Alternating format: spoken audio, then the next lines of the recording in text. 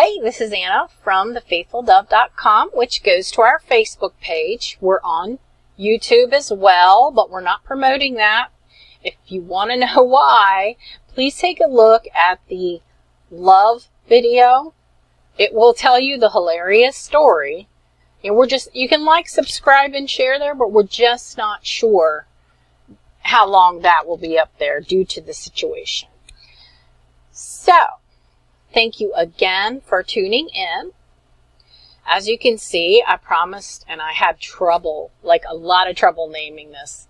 How to recognize when genuine actions are lies. And I'm going to tell you my shocking stories. Some of you are going to say, oh my God, she was so naive. And others of you are going to say, oh my God, I can't believe that happened. So, Slimeballs 101 it is. Also, before we get started, if you go to thefaithfuldove.com and it says bad link, it does not take you to Facebook. It's not a bad link. It's just a browser protection in some people's browser that's like trying to. Tragedy can motivate you videos so that you know why my heart wants everybody to share, like, follow, and share your favorite video to help other people who maybe just need a confirmation. They need to know they're loved. They don't feel alone. Once you see that video, you're going to understand why this is so important to me that this channel grows. Okay, well, as I promised, this week we're going to talk about how to recognize when genuine actions are lies. And you will not believe the things that I've been through. But first, some background. Oh, by the way, the only way to name a video about someone who would use a seemingly genuine action to create a lie is a slime ball. So we named it Slimeballs 101. Okay, little background. Met my high school sweetheart when I was 13. We were married 8.5 years, together 12. We just grew up and grew apart. So you can imagine after that I was like an infant at dating. And my date, one of my very first dates, starting into the stories here, one of my very first dates was this lawyer. He was a very handsome, larger man. We connected really well over dinner. It was really wonderful. Note that he picked me up, and what happened after was he was like, hey, let's go to the memorial under the bridge. I want to see the war memorial again. Okay, that's not what he wanted to do. And he climbed all over top of me. I couldn't get him off of me. It took 10 minutes to get him off of me. I'm so lucky, ladies, that I was not raped. Okay, that was in my late 20s. And I was very naive. I got him to take me home. Okay, ladies, you do not, or men, I don't care who it is, you do not have to put out because someone pays for dinner. Okay? And do not let them know where you live. This stuff is happening even worse nowadays. Do not let them know where you live until you've been dating them a while. Do not have them pick you up. Have your own transportation, your own money. Go Dutch the first time. Ladies, it's just not safe to be that one where I'm single and I can get a free dinner. It's not safe. What you can get is dead or raped or hurt really bad. Just don't do it. Okay, so if that wasn't bad enough, taking a deep breath. The second date, I dated him for a month, and he said, I want to meet your dad. I'm very traditional. I want to ask for your hand. Okay, I'm fine with this. I'm very close with my dad, and I trust in my dad's opinion. So we went to my dad's house. He shook my dad's hand, looked in his eye, and said he would like to have my hand. Not long after that, I found out he was married. Oh! Okay, and if that wasn't bad enough, here's another one. A very cute Korean guy. Oh, he was gorgeous, successful, almost up to his PhD, his family, you know, he had it going on. Well, he came over to my house on one of our dates, pinned me up against the wall, and tried to force me to do it with with him because he said that he came up during a time normally every day that he, my dog was growling and snapping at him. She was Bernie's mountain dog. He said he was going to punch her in the nose and he would hurt her. Okay. I did not sleep with him. I don't know how I got out of that, but I got myself out of that. Okay. Another one. Okay. First of all, I would like to say this doesn't have to be dating. This can be friends, coworkers, families. Well, people you think are your friends. Obviously, they're not. Anyone who does anything that is a seemingly genuine action for the purpose of lying.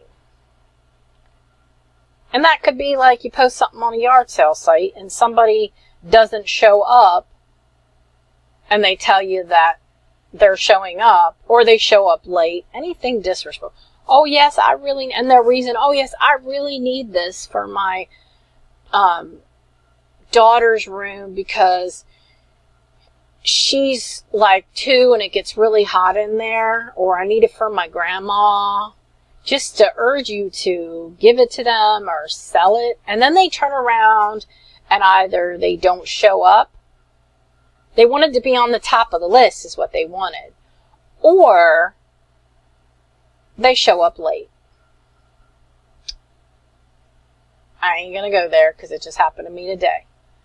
Okay, but the worst one, yes, but to me, I got out of all those other ones. The worst one was, I was working for a newspaper delivery service. I was contracted out. So in that respect, you have to get your own subs. I spent all the time, references, these subs, they didn't show up the first day. It was a husband and wife team, young people. They didn't show up the first day. When I finally got a hold of them, oh, we had to take our 8-year-old daughter to the emergency room. She almost died. Now, who's going to question that? But guess what? Later the truth came out. Their daughter was not even sick. Who does that? Who would use their family member? It's like making a wish for that to happen. Who would do that? Okay? Not respectful at all. So then, yes, I was a bit naive. So how then do you recognize someone's really has good intentions? We're going to go over a couple of things.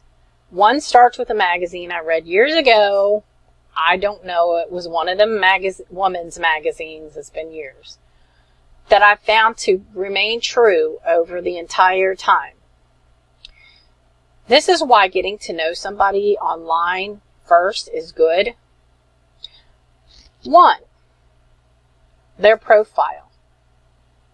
If they haven't taken the time to write about themselves, even a paragraph, if they just tell you to ask, they're going to put that same energy into your relationship, which is nothing.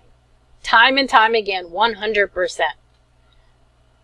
If they don't show up online for weeks at a time, or even a week at a time, they're temporary love enthusiasts. In other words, oh, I'm lonely tonight and I want attention. They're going to put the same effort into your relationship. If, ladies, I don't care how cute they are, if they tell you in their profile, and guys, doesn't matter who, if they tell you in their profile, if they don't mention anything about wanting a serious relationship, they don't. If you ask them and they say, yeah, eventually, they don't. Okay? People, think about how we work as humans and the chemistry of our body and the chemistry of attraction. We are driven when we want something, when we want someone to go get it. We put effort into it. If they're avoiding you, but they say that they want to be with you, they want you to be there when they want you to be there. They're not going to put the effort in that you need to have a serious relationship. If you get together, say you've been dating for a couple of months and you decide to sleep together, if you sleep with them and that's all you do is go there, sleep with them, that's not a relationship. That's casual sex. Okay? If they say that they care about you, that you tell them, here Mittens is a whiny, clingy cat. If you tell them that you love them, say after 3 or 4 months, and they don't say it back, but they say, I feel the same, they have commitment issues. Your love is not going to change their commitment issues. They have to change their commitment issues. If you're last on the list, you're last on the list. They're not ready for a relationship. And by putting that on a website or leading you on saying, I feel the same way,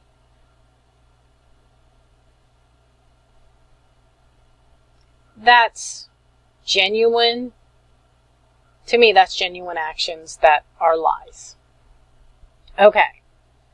But it's you who's lying to yourself if they say they don't want a relationship, and then you're buying all the stuff that they start saying a month or 2 in, or that you think you can change them. You're lying to yourself. So don't lie to yourself either. Okay, now, I really wish I could remember the magazine. It was really good. Okay, you're getting to know this person. And young people fall for this all the time. If they start talking about sex, brain switches to sex. You think that you get to, they'll just talk about something else, or they'll get to know you and things will be better. No, once they've set the word sex in their head, that's it. As a matter of fact, it's a known fact that people who talk about sex when they're getting to know someone, that's what's on their mind. And when they did a study in this magazine, they call you sexy. That's what they want. Sex. They're not thinking of you relationship-wise, even if they say it. Now, let's go to, what about beautiful? What about pretty? Depends upon how and when they use it, okay? But if they can't get past getting to know you without saying or trying to get some, then their mind is on sex. Okay. So, say you, hold on just a moment, the cat is meowing. Okay. Think about how you feel when you're first meeting someone. Everybody's a little nervous. And the more important it is to you, you're going to be nervous. If you meet someone and they are way too confident, then, I mean, like, literally, they are, like, way too confident. And they're faking. They're not doing a genuine action if they're way too confident, but they're trying to be genuine. They're trying to do it. If you think about how you felt when you've really been, something's really important to you, you're a little nervous, you may be a little distracted. I'm told that people's eyes, when they're really, really into you, especially the guys, their pupils will get bigger. Of course, I don't know if you want to get all up in their grill to check that. What else? Nervousness. They may have sweaty palms. They say that's guys. They may be looking everywhere else but you. They may be looking at you for a little too long, hopefully not creepily. They're not groping you. They're not touching you inappropriate. They're not speaking inappropriate to you. And they're not trying to convince you of anything. When people first meet people, even when they have the chemical attraction, the chemistry between them, even when they feel spiritual connection on the first date, are cautious. The human side is cautious. Okay? So they're not gonna tell you they love you. They're not gonna say stuff like, I can see a future with you. They're not going to do any of this stuff seriously. Okay, they're not any, like when you get further down in your relationship, what is it, usually 3 months before people tell each other they love each other, or longer. Don't take me for that. Everybody's different. Depends upon how long you date, you know. But if they're telling you they love you right away, they're creating a genuine action, playing on your emotions, which is a lie. Okay? Can you love someone at first sight? Yes, you can. Okay? There are other people out there who don't believe in that. Being an empath, I know it can happen. The difference is, no one's going to tell you that right away. Okay?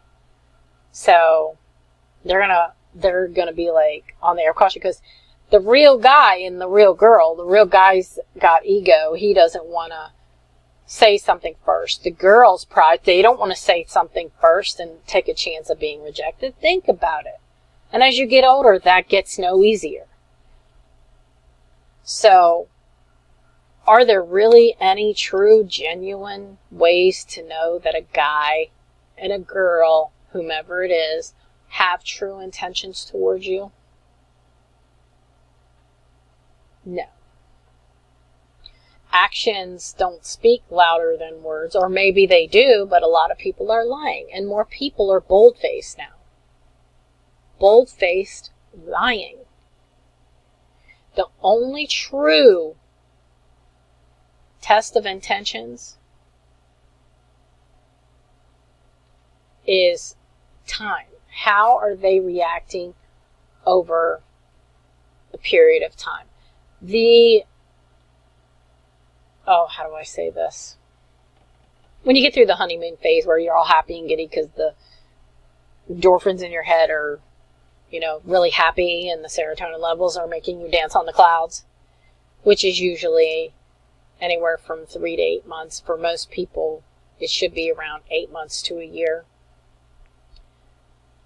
But the biggest thing that people do that are naive, like I used to be, is they fall in love because they put the person almost immediately in their head in a relationship.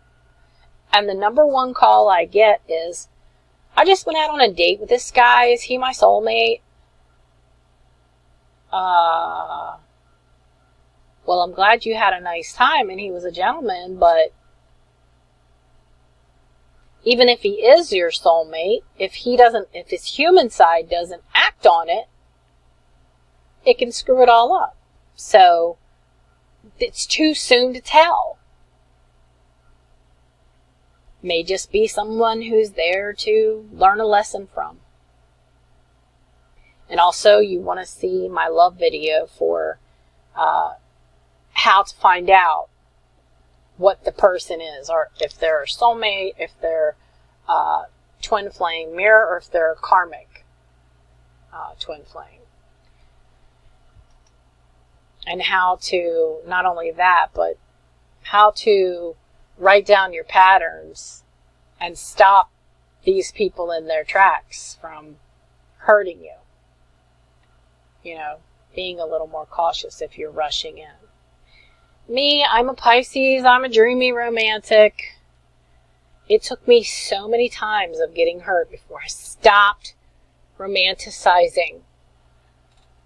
Don't put them in your imagination as your lover, or in your dreams as someone who does this, this, and this.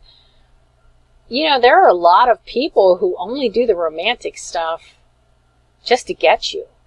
And their exact words once you're married will be, I got you. What do I have to do for it? Why? Because you have to date your wife and husband for life. Okay? The successful couples, they did a study. I was listening to this church group, and I've also listened to some other things. I can't remember now, it was years ago. Every single time when they brought this up with couples who had been together long term, elderly couples, and new couples that had a lot of breakups. Okay. The number one thing for a successful relationship besides compatibility is the time put in to nurturing the relationship. These people actually said, yes, I have kids, but they know every day at 3:30 we have a half an hour coffee and conversation. And unless they're dying or badly hurt, and we have to define that for kids because they will get a scratch. Oh my God, I'm dying! Anyway, they are not to be bothered. The couples who actually take the weekly dates to spend time together. The couples who communicate, which is another topic. You should see how to communicate because that is one of the biggest reasons couples break up, because they don't work together. They don't communicate. They're on two different pages. They need to get on the same page. They don't know how. But I show you how. So, Slimeballs 101. I hope through all my stories of HE double hockey sticks that you learn to be cautious. That people who really want to be with you, they're cautious.